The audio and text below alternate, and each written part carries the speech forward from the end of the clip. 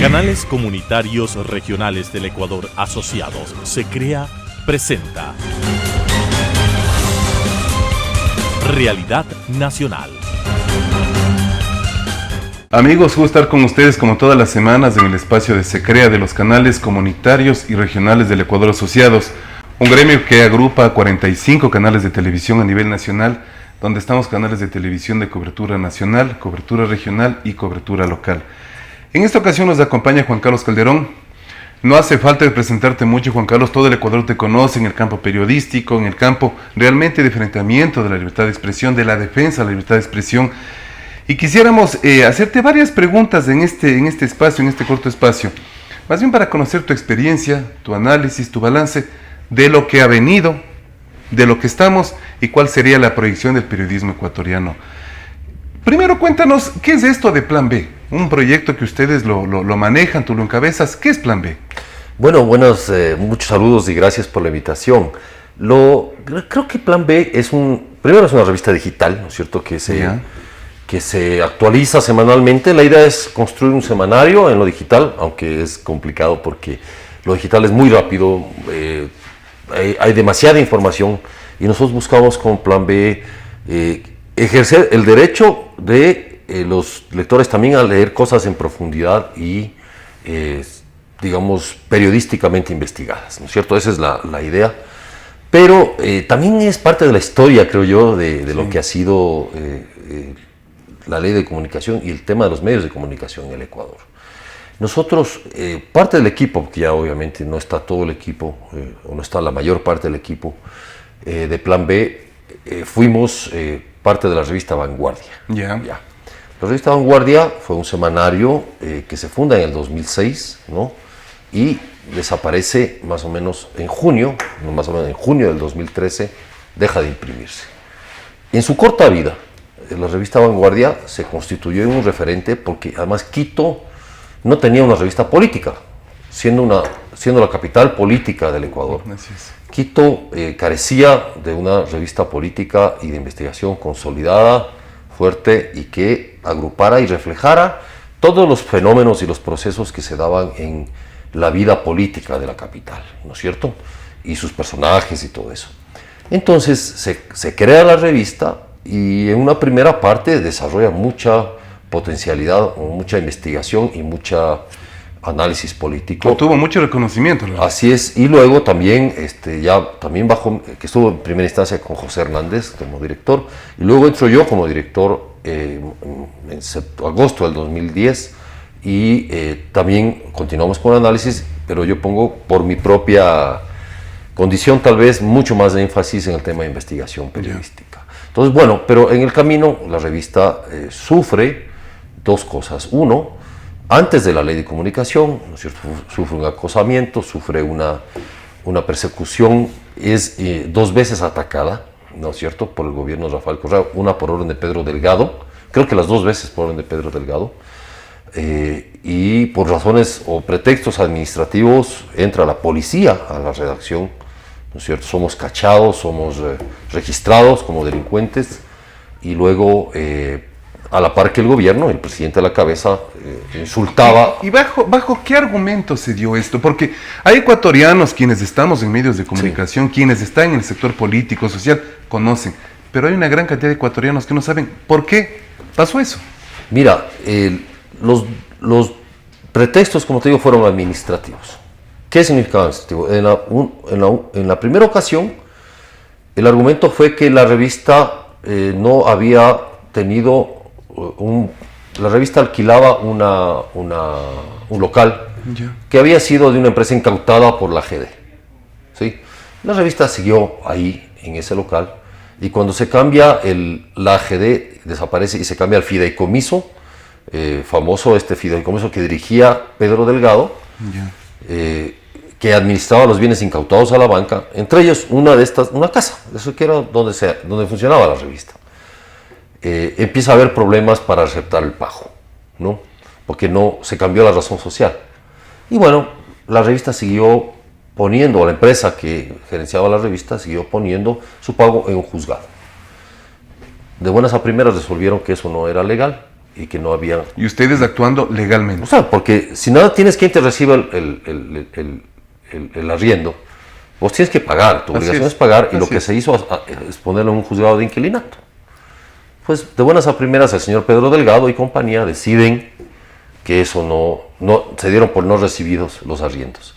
Entonces se empieza a seguir un juicio de inquilinato que termina finalmente en un ingreso del GIR, del Grupo de Intervención y Rescate. ¿Ustedes preparaban bombas tal vez para que... Nosotros estábamos en la edición, me acuerdo del último día de edición que era el jueves, nosotros cerramos la edición el jueves, y entra el GIR con sus fusiles automáticos a la redacción y nos cachean, nos revisan, las compañeras les revisan el bolso con una grosería además, contra el piso, contra la pared, y se llevan nuestras máquinas y nuestros equipos.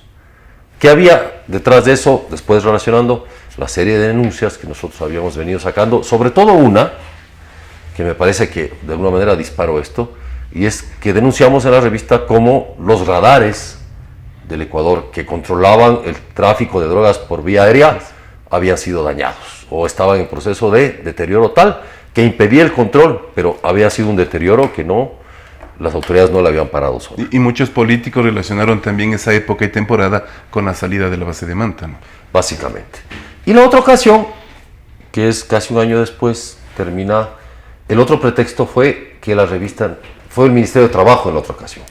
Es decir, que la revista no había, que la ley te dice que si tienes más de 25 empleados tienes que tener una persona con discapacidad. Así es. Y según sumas que hicieron, porque la revista no teníamos más de 12, 13 personas, en realidad, y según sumas que hicieron ahí, teníamos más de 25, sumando eventuales, sumando todos, ¿sí? Y entonces, allanaron, volvieron allá y se volvieron a llevar equipos, coincidiendo con las denuncias que veníamos haciendo sobre el caso de USAC, ¿sí? El caso de la CFE. Pero ustedes como periodistas precavidos siempre tenían 1, 2, 3 copias. De hecho, pero también se llevaron documentos, se llevaron estas revistas. En la primera ocasión no nos devolvieron las computadoras, ¿sí? Ni el material que había dentro, y en la segunda ocasión sí nos devolvieron. Pero fue eso, fue una cosa, por ejemplo, te estoy diciendo, ese tipo de cosas se dieron en la revista Vanguardia. ¿Cómo reacciona a las investigaciones que estábamos publicando? Fue brutal, fue agresivo, fue además ilegal completamente. Y lo que significó de alguna manera también el deterioro de la revista, porque muchos anunciantes se asustaron, obviamente, o sea, porque no solo era esto, sino toda esta campaña de difamación que desde el propio presidente de la República y todas las cadenas nacionales que nos hicieron estaban enfocadas a atacarnos no desde nuestra credibilidad periodística ni de nuestros contenidos, sino desde este tipo de argumentitos administrativos, ¿sí? Para desprestigiar. Entonces decía, es que no pagan arriendo, es que incumplen la ley, etcétera, etcétera.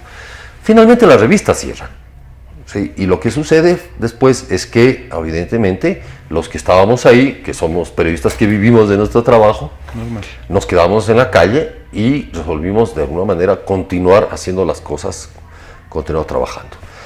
En esos 3 meses que estuvimos casi como en un agujero negro, un hueco, una incertidumbre, aparecen las personas que apoyaron a la revista Vanguardia con mucha firmeza, eso hay que reconocerlo, anunciantes y grupos empresariales que dijeron, nosotros queremos seguir apoyando un proceso de investigación en el Ecuador, de periodismo de investigación, y pudimos juntar un pequeño capital para montar oficina, para comprar un par de máquinas de computadoras y empezar a pagar una nómina que finalmente era muy grande. Imagínate, nosotros tenemos 13 personas en la redacción y toditas seguimos juntos. En plan B, obviamente quebramos a los 3 meses porque éramos muchas personas, no teníamos los ingresos que antes tenía la revista y finalmente mucha gente se fue. Y nos quedamos 4 o 5 personas. Y eso hemos continuado 4 años. También con dificultades económicas, en el sentido de una precariedad económica. Porque un medio de comunicación digital, como el que ustedes manejan, el que ustedes impulsan, debe sufrir también problemas muy fuertes en cuanto a financiamiento. Me refiero, ¿por qué esta relación? Porque la radio, la televisión, la prensa escrita, entendería yo que es mucho más fácil financiar con publicidad y anunciantes. En el caso digital... Bueno, en el caso digital hay un modelo de negocio que implica publicidad, pero el mercado digital de la publicidad digital no es muy grande, no es muy económicamente. O sea, no, porque lo que tenías ya en lo que significa el mercado de medios impresos o prensa gráfica, tenías un tarifario, ¿no es cierto?, que en lo digital es mucho menos ese tarifario. Claro. Y el tema es que vos puedes vender un periódico y vendes un tangible. O sea, vendes papel impreso con noticias. O sea, claro, vendes las noticias, pero lo que recibe es por pagar $1, por decirte, es papel. Lo rompas o no lo rompas, claro, sigue siendo papel. O una revista, ¿no es cierto? Vendes y la gente compra eso y es un tangible. En lo digital no. En lo digital lo que tienes es un montón de información que además, sea bueno, falso o cierto, es gratis. Y es aquí en todos lados. Y es gratis. Entonces, ese modelo de negocio en lo digital fracasa. Ahora, hay que inventarse nuevos modelos de negocio. Claro. Nosotros lo que hacemos es tener varias fuentes de financiamiento. Tenemos apoyo de ONGs internacionales, que es una parte, tenemos apoyo de gente en el Ecuador que nos apoya, tenemos socios, tenemos etcétera, etcétera. Tenemos publicidad también, es decir, vamos juntando de diversas fuentes dinero para seguir funcionando. Es un proceso de emprendimiento. ¿Y sí, en esto ustedes han tenido hackeos o ese tipo de problemas? Por supuesto, nosotros tuvimos básicamente desde el 2013 que empezamos y creo que el año más duro fue el 2015 y el 2016, los años más duros, que no solo que nos hackeaban y nos lanzaban ataques muy fuertes, como reacción en general a reportajes que publicábamos, ¿sí?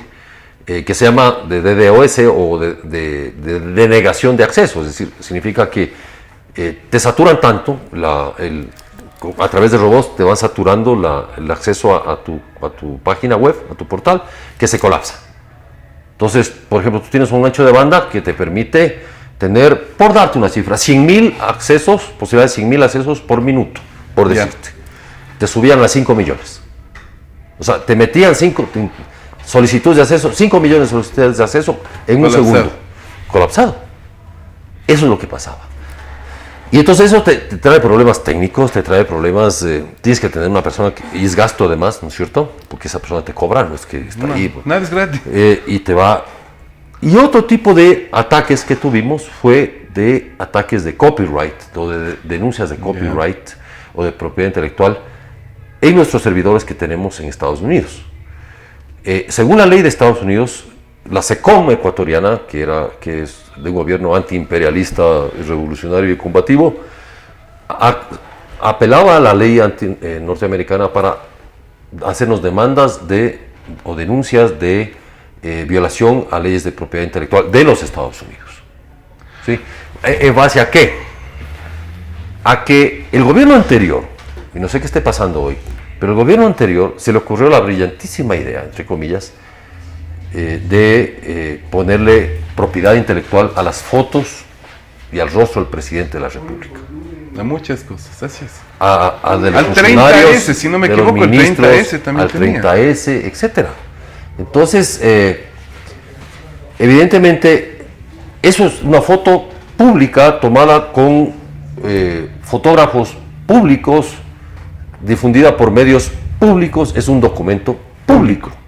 Y eso, la ley de transparencia y acceso a la información lo define así. ¿Sí? Un documento público, define lo que es un documento público, entre ellos todo lo que es producción audiovisual. Entonces, no podías tú violar la ley de acceso ahora poniendo copyright. Absurdo, pues. Ahora, Juan Carlos, es claro que lo que ustedes sufrieron, y no solamente ustedes encarnando en la individualidad de Juan Carlos Calderón y varios periodistas a nivel nacional, sino la prensa escrita, la prensa televisiva, la prensa radial, la prensa en general. Respecto de los 10 años previos al gobierno actual, al gobierno del señor presidente o expresidente Correa, ¿cómo tú valorarías esa actitud hasta cierto punto desmedida en cuanto al ataque a la prensa? ¿Por qué enfocarse en la prensa, en la prensa, en la prensa? Como que la prensa hubiese sido la culpable de todos los fracasos de un mal proceso administrativo. Porque yo creo que fue una jugada política, ¿sí? Una falacia política, diría más bien, para justificar todos sus actos. Es decir, este tipo de gobiernos que son populistas, fascistas, autoritarios, siempre buscaron un enemigo y colocaron en el imaginario social a ese enemigo. Hitler a los judíos, ¿sí? Stalin a los capitalistas imperialistas. Entonces, en general, la izquierda, pre-muro de Berlín, le llamo yo, es decir, una izquierda antidiluviana, lo que acostumbró siempre fue a generar este tipo de enemigos. ¿Para qué? Para echar la culpa de todos los males, para justificar. Vemos el ejemplo de Venezuela. No es un problema de que estos son ladrones, de que son acusados de narcotráfico, de que son incapaces morales y incapaces mentales para administrar un país porque lo han llevado a la quiebra. La culpa es el imperialismo norteamericano y la guerra económica. Así es. Punto. Entonces, con eso te resuelves todos los problemas, ¿sí? Y lo mismo hizo el gobierno de Rafael Correa, frente a la prensa. Después, tras el invento del 30S, o sea, el invento del golpe de Estado, aparece también el tema de la CIA, los conspiradores contra el gobierno, etcétera, etcétera. Pero al inicio del gobierno empieza un sistema en el cual se culpabiliza a los medios de comunicación de todos los males y se instaura o se les pone en una arena política. ¿Sí? Se les pone. El propio presidente Correa dijo en su momento que la prensa era su mayor enemigo político y que su tarea, dijo, y él se va a dedicar siquiera después de por vida, después de que sea presidente, o sea, después de haber gobernado 300 años, era a destruir a la prensa comercial, dijo él, o mercantil. Eso era su objetivo de vida, dijo además, ¿no? Muchos políticos ven este programa y a veces no se entiende que el político de qué manera es conocido. A través de la prensa, pues. Sí. ¿Qué hace el periodista? El periodista investiga, el periodista difunde. ¿La sociedad en base a qué se informa? A la prensa, al periodista, al medio de comunicación. Sí, pero también el periodista es un mediador. O sea, de hecho, un más, mediador entre el público, entre quienes nos ven, el público y el personaje. Por eso es medio. Claro, por eso se llama medio, porque es un mediador entre un hecho o el hecho que sucede o el personaje y el público. Y los otros tenemos una tarea ética, una tarea profesional de hacerlo con las mejores prácticas. Ahora eso sí, eso es correcto. Eso es claro. Y si comparamos, bueno, difícil la comparación. Pero no sé si exista continuidad, no sé si exista realmente cambios del periodo anterior, del presidente anterior al presidente actual. Ya no existen sabatinas, por ejemplo. Pero se habla ya en pocos días, 10 meses de gobierno, y no hemos tenido realmente un hecho de la propuesta de campaña en cuanto a la reforma de la Ley Orgánica de Comunicación. Se enfrenta a un concurso de frecuencias, no se dice nada. Hay un grupo bastante interesante donde están periodistas, dirigentes gremiales y empresariales de todo el país que de alguna manera están enfocando e impulsando un verdadero proceso a cambio de la Ley de Comunicación.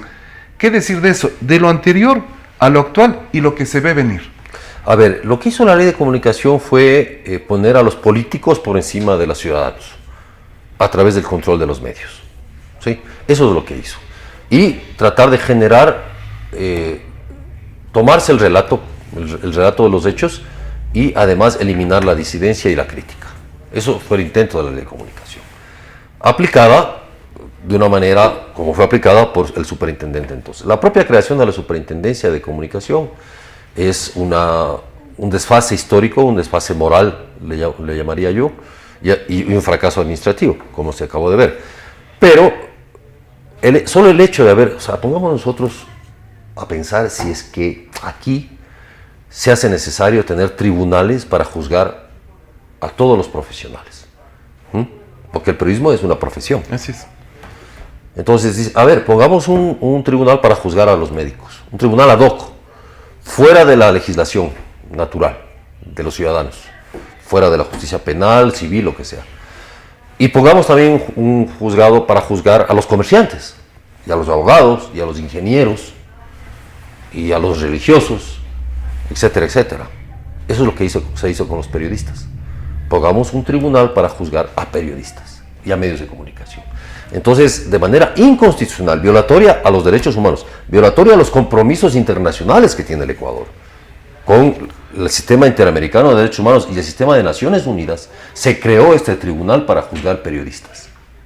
Eso pasó. Sin derecho al debido proceso, además. Solo bastaba la denuncia de un señor X o una señora X o una organización X que se sintió ofendida o afectada por alguien que dijo o publicó algo para llevarte ante un tribunal. Incluso la Administración de Justicia en el Ecuador te plantea una etapa intermedia que es el periodo de conciliación, de que te puedas poner de acuerdo, de una mediación, antes de entrar al tema de pruebas. Este tribunal no tenía eso, ¿sí? Obvio, lo que tenías era que humillar al periodista, ponerlo en la palestra pública y humillarlo y someterlo a escarnio público. Y además de eso, dejando de lado lo que la Superintendencia de Telecomunicaciones, la Supertel, que ya no existe, antes hacía. Ajá. Si tú cometías el error, te hablo como concesionario de frecuencia, radio o televisión, cometías un error, te decían, usted está cometiendo este error. Si seguías en el error, te mandaban un oficio, primero una llamada, después un oficio, y si reincidías, venía una sanción. Sí. En cambio, en la última temporada, sanción. Claro, no tenías ese derecho a la defensa. Bueno, ese es uno de los... Y después vemos qué tipo, o sea, solo vamos al procedimiento, estoy hablando del procedimiento, no vamos al tipo de contenidos que se empezó a juzgar, porque lo que se convierte esta superintendencia o este tribunal es en un juez de contenidos, en una policía de contenidos. Entonces, ojo, ahí está diciendo la palabra amante, una radio está diciendo la palabra amante. Sí, horror, juzguémoslo. Me muero. Sí, entonces, es la forma de cómo quieres disciplinar el pensamiento y disciplinar los contenidos. Ya, esa aberración, eso tiene que desaparecer. O sea, el Ecuador es la vergüenza internacional por haber puesto durante 4 años, que será un periodo nefasto de nuestra historia, de nuestra generación, haber permitido, primero, aunque muchos luchamos contra eso, pero a ver que la sociedad, que el Estado ecuatoriano, que la sociedad haya permitido que este tribunal inquisidor, ¿no es cierto?, durara lo que duró. Entonces, eso tiene que desaparecer. Es una obligación del gobierno de Lenín Moreno, si sinceramente quiere estar en un proceso de democratización de la información, hacerlo desaparecer. Y luego, los otros temas de la ley creo que tienen que ser también. Y los ecuatorianos sensatos, sean o no parte de medios de comunicación, sean o no periodistas, son conscientes que eso debe desaparecer. Por eso la salida de la Asamblea, creo que bastante dura para un ser humano salir de la manera que salió con esa votación en contra. Estamos terminando, solamente un comentario final. La Ley Orgánica de Comunicación exige, este tema se ha topado varias veces, que los medios, radio y televisión, prensa escrita, atiendan a sectores vulnerables. Entonces, ¿qué hace la televisión? Lenguaje en señas. Perfecto, vemos los noticieros con lenguaje en señas. Medio de comunicación que no ha emitido eso, seguramente es sanción. ¿Qué hace la prensa escrita? ¿Qué periódico emite en braille? ¿Dónde está una radio que emita su señal en sistemas para las personas que tienen discapacidad auditiva? Eso no existe y está en la ley de comunicación. Es decir, también tiene absurdos que no fueron ni medidos por los asambleístas cuando se elaboró esa ley, porque no entendían qué es un medio de comunicación, o qué es periodismo, o qué es la posibilidad de que la sociedad reciba ese tipo de información. Hablaba el otro día con Luis Fernando Velasco, el gran cantautor ecuatoriano, y hoy presidente de SAICE, de la Sociedad de Autores y Compositores del Ecuador, y él tampoco estaba de acuerdo, o muy disconforme, los cantautores ecuatorianos, con los que significó el 1 por 1 impuesto en esa ley. Así es. O sea, dice, el remedio fue peor que la enfermedad. Generó una serie de distorsiones y retrasos en nuestra industria. Lo poco que quedaba de la industria musical en el Ecuador se destruyó. Sí, y yo creo que el tema de producción audiovisual, salvo los que fueron financiados por el Estado ecuatoriano, progresaron. Entonces, esa ley creo que debe ser reconstituida absolutamente, puesta en manos de personas que entienden precisamente los procesos de comunicación y las lógicas que tiene el periodismo. Porque la lógica de los políticos es una sola, así es, que te alaben. Y si cometiste mal, justificarte, o cometiste errores, justificarte, o esconder las cosas. Esa es la lógica de los políticos. Entonces los medios de comunicación son un estorbo para los políticos. Y esta ley es perfecta para cualquier político corrupto, como se fue demostrando. Porque lo que se hizo fue precisamente atacar a los medios que estaban publicando temas de corrupción. Yo creo que en eso, Juan Carlos, y concluyendo con el programa, queda claro que, primero, agradecerte por tu presencia, Creo que hay mucho más por hablar. Sí. Tú conoces mucho sobre este tema. Y claro, de manera gremial, tener claro de que el 1 por 1 no tiene ni pies ni cabeza, que la distribución de frecuencias 33, 33, 34 no tiene ni pies ni cabeza, que hay un concurso de frecuencias que está dejando a muchos concesionarios en el aire, que hay varios aspectos que nos obligan a pensar bien en la ley de comunicación y pensar bien qué es lo que se va a hacer con los medios de comunicación. Te agradecemos muchísimo con mucho gusto, tu presencia, Roberto, y siempre al orden. Con ustedes, amigos, hasta la próxima semana. Muy amable, gracias. Transmitida por Unción, Nordvisión, Color TV, OKTV, Canela TV, TV+, UCSG Televisión, Costranera, ABC TV, TV Norte, V Televisión, TV Agro, Manavisión, TV Manavita, Saracay TV, Teleandina, RTU, Asomavisión, Telesucesos, Unimax, Ecovisión, Lidervisión, TVS, Ecuavisión, Telegalápagos, Telemar, Televisión Católica, Los Encuentros. Canales Comunitarios Regionales del Ecuador Asociados, SECREA, presentó Realidad Nacional.